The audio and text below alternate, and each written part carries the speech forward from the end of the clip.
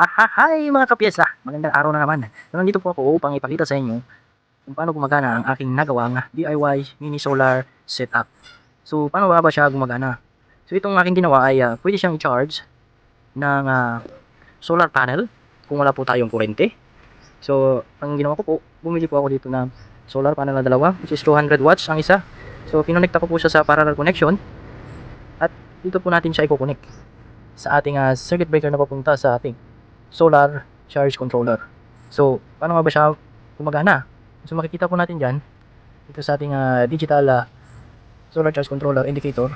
Makikita po natin dyan, itong araw na to, pag mayroon pong dumataloy na power dyan, galing sa ating solar, mag-i-indicate po yan na kagaya nito.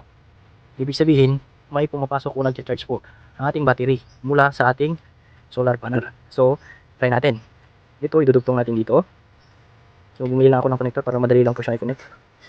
So, ang ginawa ko ganyan. Then, pagkarugtong po natin, makikita po natin, meron na siyang indication na nag-charge na po siya. Ibig sabihin, nagkakarga na po yung ating battery. Okay?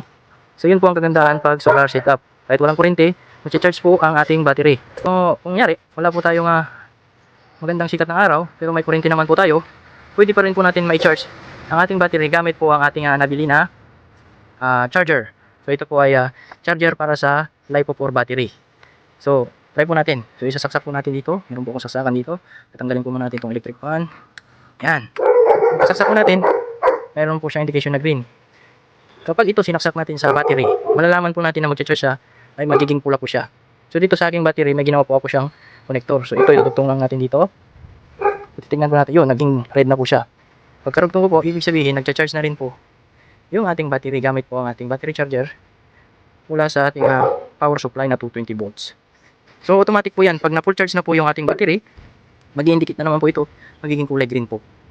So, yan. Yan po ang aking paraan para ma-charge po yung ating battery.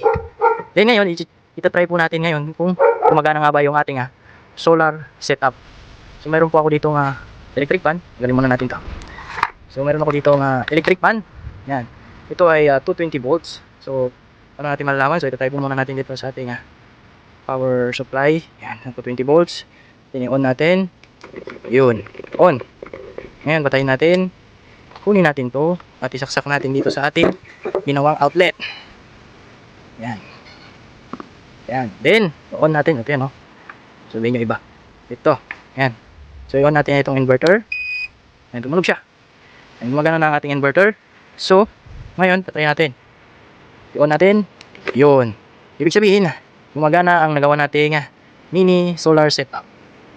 So, yan. Yan lamang po ngayon. Maraming salamat.